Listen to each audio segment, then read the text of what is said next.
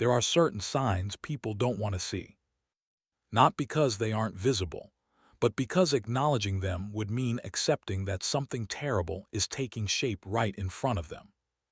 In a quiet lakeside neighborhood in Inverness, Florida, life moved slowly. The kind of place where doors were left unlocked, where neighbors waved but didn't pry, where nothing ever really happened. Until it did.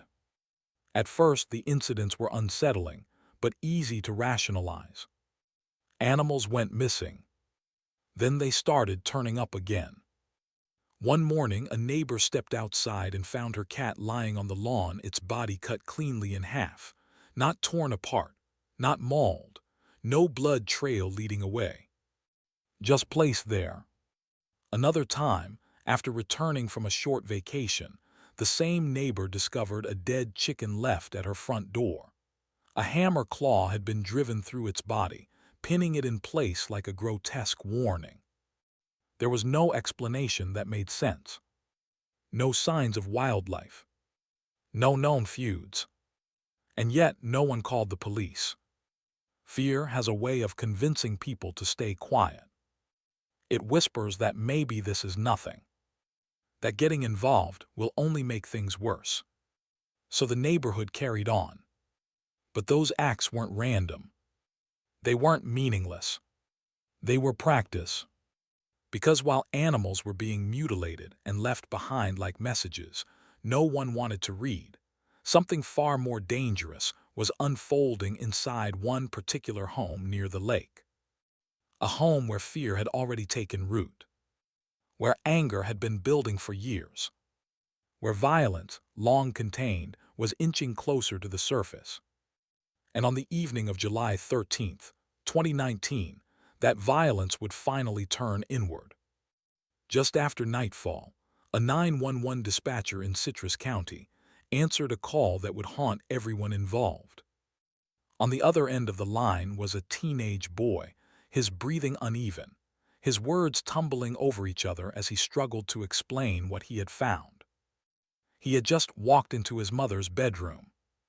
She was lying on her side in bed, still alive but barely. An axe was buried deep into her skull. Not lying nearby. Not dropped at the scene. Embedded. 3/4 of the blade was lodged in her head, angled in such a way that emergency responders wouldn't even be able to turn her body without causing further damage. The boy ran from the house in shock, dialing 911 as he fled outside, trying to make sense of a scene no child should ever witness. Earlier that day, he and his mother had attended a funeral together. A quiet, somber event, nothing unusual. They returned home afterward, exhausted, and laid down to rest. According to him, everything was normal. Until it was. Paramedics arrived quickly and attempted CPR, but there was nothing they could do. Because of the position of the axe, they couldn't move her properly. She was pronounced dead at the scene. A mother was gone. And investigators were left with one immediate, chilling question. Who would do something like this? On the surface, the victim lived a quiet, almost invisible life. She kept mostly to herself. She worked with children.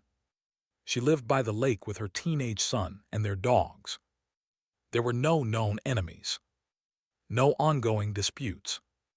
No obvious reason for someone to break into her home and kill her in such a brutal way. She had adopted her son years earlier and raised him alone. Friends described the two as close, tightly bonded, even. They had been through a lot together. But as detectives dug deeper, they learned that this wasn't the only child she had brought into her home. There had been another. A younger boy. Adopted from another country. Gone for years. And once investigators learned why he was gone, the case took a very different turn. The second child didn't leave quietly. Years before the murder, the woman had adopted another boy, younger than her first son, bringing him into the same lakeside home.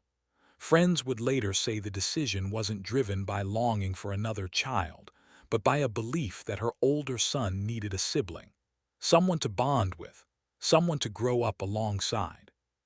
But almost immediately, something felt off. The younger boy began running away, over and over again. At first, it was written off as adjustment issues, trauma, a child struggling to settle into a new country, a new home, a new identity. But the incidents didn't stop, and each time he returned, the atmosphere inside the house grew heavier. Then, one night in 2016, deputies were called to the home after yet another runaway attempt. What they found inside shocked them. The boy's bedroom door had been bolted shut from the outside. The windows were covered, nailed and boarded over. Inside the room, there was almost nothing. An air mattress on a metal frame. A few books. And a bucket. A bucket, the child said, he was forced to use to relieve himself. When child services became involved, the allegations escalated quickly. The boy claimed he was being physically and verbally abused. He said he was slapped when his mother was angry, that he was humiliated, forced to undress, forced to clean. He alleged violence that no child should ever have to describe. Investigators noted bruises, scratches, injuries that raised serious concern. The mother was arrested. Her older son, still barely a teenager himself, stood firmly at her side. He insisted the accusations were lies. He said the younger boy was dangerous, manipulative, violent toward their mother. He claimed the door and the boarded windows were meant to keep the boy from running away again. At just 13 years old, the older son even tried to bail his mother out of jail. It was clear to everyone watching. Whatever was happening inside that house had split the family down the middle. The mother spent 2 weeks in jail. When she was released, her life had already collapsed. She lost her teaching job. Both boys were placed into foster care. Her reputation in the community was destroyed almost overnight. But she fought back. She had journals, pages and pages documenting years of what she described as her younger son's violent outbursts. Fits of rage at school, uncontrollable behavior. She claimed she slept outside his room to keep him from running away, that the bucket was there only as a precaution. Eventually, the charges were dropped. The judge was convinced. Still, the damage was done. The younger boy was placed in foster care and ran away again. His records were sealed due to his age, and within months, the mother made a decision that would haunt the rest of this case. She signed away her parental rights to him. He never came home. From that point on, she never spoke about him again. Not to friends, not to coworkers, not even in passing. Instead, she focused on rebuilding. A new job, her dogs, trips, normalcy. And within 5 months, she had her older son back in her custody. Life on the surface appeared to move on. But beneath that calm exterior, something was rotting. Because while the younger boy was quickly labeled the troubled one, people close to the family would later admit that the older son had his own demons, ones that had been quietly ignored for years. He began partying heavily, sneaking girls into the house, failing in school. He was kicked out of a Christian school and managed to hide it from his mother for months. Strange cars began coming and going from the neighborhood at all hours. Neighbors noticed. They whispered. Some suspected drugs. The relationship between mother and son deteriorated rapidly. Arguments became explosive. Money became a weapon. Resentment built on both sides. At one point, the boy wrecked a pickup truck in what was later described as a suicide attempt. He survived, but whatever bond they once had was fractured beyond repair. Unsure of what else to do, the mother sent him to live with another family, friends who agreed to take him in temporarily. There he was calmer, medicated, less volatile. People around him saw a different version of him. But when his mother came to visit, the arguments followed. They were loud, recorded, uncomfortable to witness. Friends described her as cold, aggressive, unmoved even when her son broke down in tears telling her he needed her, that he had wanted to die. She didn't hug him. She didn't comfort him. And slowly a disturbing picture began to form, not of a single abusive parent or a single violent child, but of a relationship so toxic, so broken, that it fed on itself. Eventually, the boy returned home. And with his return, so did the fear. Friends recall the mother expressing concern that her son might hurt her. She asked one friend to take care of her dogs if anything ever happened to her. No one knew how close that fear was to becoming reality. Because just weeks later in that quiet house by the lake, after another argument, after years of anger, control, resentment, and unresolved trauma, an axe would be lifted, and everything would finally come to an end. Every violent crime has a moment before it begins, a moment where the world is still intact, where nothing is broken yet, where the people involved have no idea they're standing at the edge of something irreversible. On this night, the neighborhood was quiet. No screaming, no sounds of struggle, no warning that inside one home, something unspeakable had already occurred. The house sat still, lights dim, doors closed, time moving forward as it always does. Until the silence broke. Not with violence, but with a phone call. A call that would pull law enforcement into a case so disturbing, so layered, that even seasoned officers would struggle to make sense of it. Before we go any further, there are things you need to know. This story is true. What you're about to hear is based entirely on real police reports, emergency calls, and investigative findings.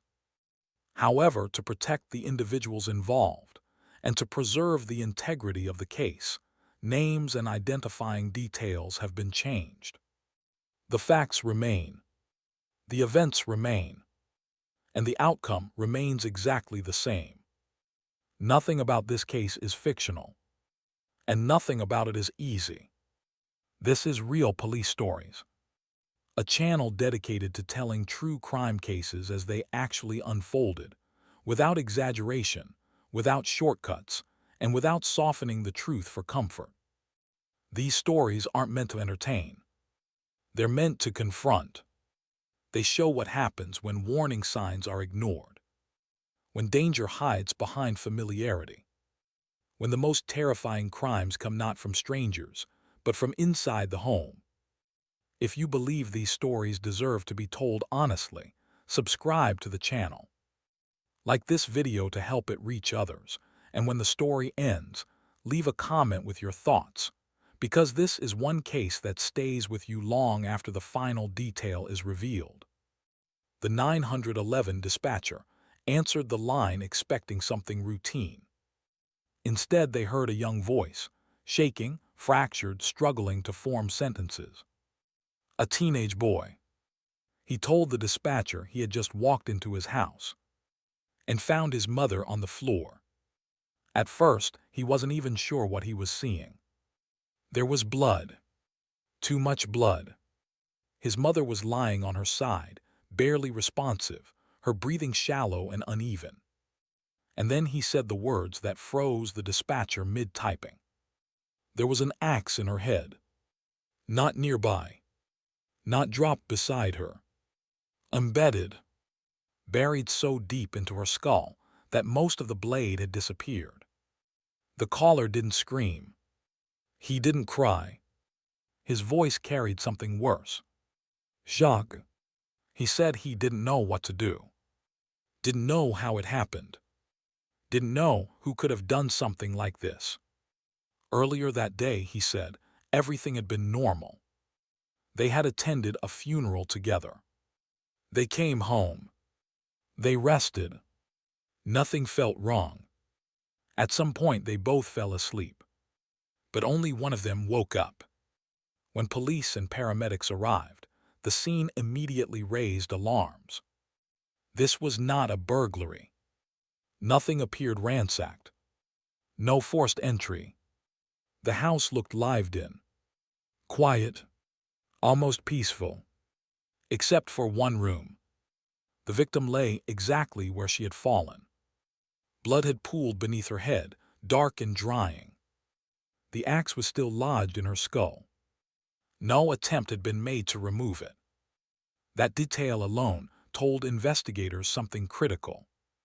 This was not a crime interrupted. Whoever did this had time and control. Outside, the teenage son waited, physically unharmed. No defensive wounds. No signs of a struggle. And as officers began asking questions, one thought quietly surfaced among them. If no one broke in, and no one else was there, then the answer to who did this might already be standing nearby. Investigators began at the beginning. They asked about the day, the funeral, the drive home, the hours before sleep. The boy's answers were calm, but strangely distant. He said they both laid down to rest, that he woke up later, that he found his mother like this. But when detectives pressed for details, timelines, sounds, movements, his story began to thin. There were gaps, moments he couldn't explain, things he couldn't remember. And as the night stretched on, officers realized this case was not going to be solved quickly, because the crime itself was brutal. But the truth behind it was far more disturbing. By morning, the house had been sealed, and the body transported to the medical examiner's office. Whatever story had been told the night before would now be tested against something that doesn't forget. The body. The autopsy revealed a level of violence that had not been immediately clear at the scene. The axe wound was not a single, impulsive strike. It was forceful, deliberate, delivered with enough strength to fracture bone and lodge the blade deep into the skull. The angle of impact mattered. It suggested the victim had been lying down when she was struck, not standing, not facing an attacker, asleep. There were no defensive wounds, no raised arms, no signs she ever saw it coming. Toxicology results came back clean. No drugs, no alcohol. This was not a chaotic accident. It was controlled. And that raised the most chilling possibility of all. Whoever did this was close enough to approach her while she slept. Detectives returned to the scene with fresh eyes. They mapped the house again, measured distances, checked door frames, windows, locks. There were no signs of forced entry. No broken glass. No pried doors. No footprints leading in or out. The murder weapon, the axe, belonged to the house. It hadn't been brought in by an outsider. This wasn't a random attack. This wasn't a crime of opportunity. This was something that happened inside a family home, by someone who knew where everything was. And slowly, the list of suspects collapsed down to one name: the teenage son. From the beginning, officers had noticed something off. The boy was cooperative, polite, soft-spoken, but his grief didn't look like grief. He didn't cry, didn't shake, didn't ask if his mother would survive. Instead, he asked questions about procedures, about timing, about what would happen next. Small details, but details investigators don't ignore. When told his mother had died, his reaction was muted. No collapse, no disbelief, just stillness. Detectives knew better than to jump to conclusions. Shock manifests differently in everyone. But combined with the physical evidence, the unease was growing. And when they asked him to walk through the night again, step by step, the inconsistencies returned. His timeline didn't match the medical examiner's estimate of time of injury. His account of waking up didn't align with blood evidence at the scene. And his explanation for not hearing anything was becoming harder to accept. The boy was brought in for a formal interview. The room was small. White walls, a table, 2 chairs, no accusations, no raised voices, just questions. At first, he repeated the same story. He slept. He woke up. He found her. But detectives weren't interested in repetition. They were interested in pressure. They asked about his relationship with his mother, about arguments, about rules, about punishments. And that's when something shifted. His answers became defensive. He spoke about control, about feeling trapped, about resentment. Then came the pauses, long silences where he stared at the table, moments where his breathing changed.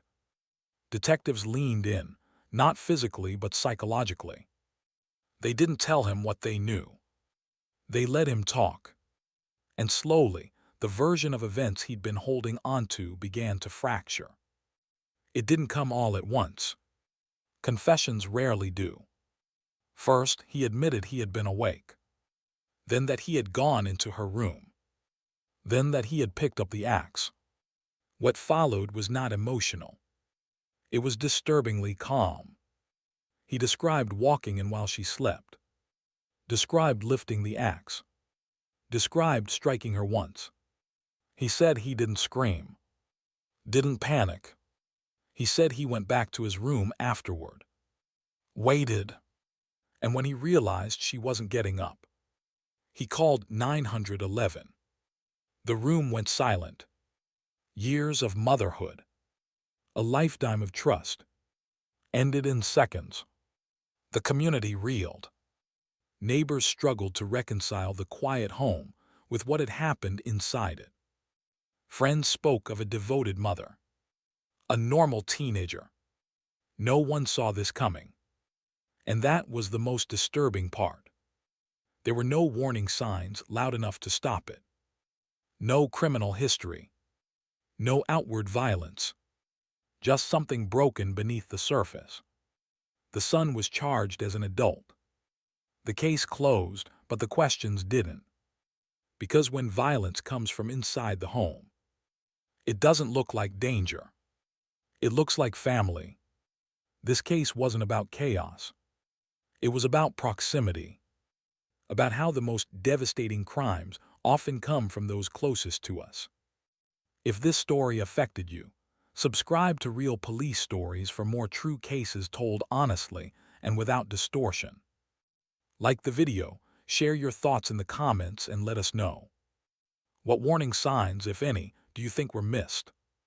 Because some stories don't end when the case closes. They follow us. And they should.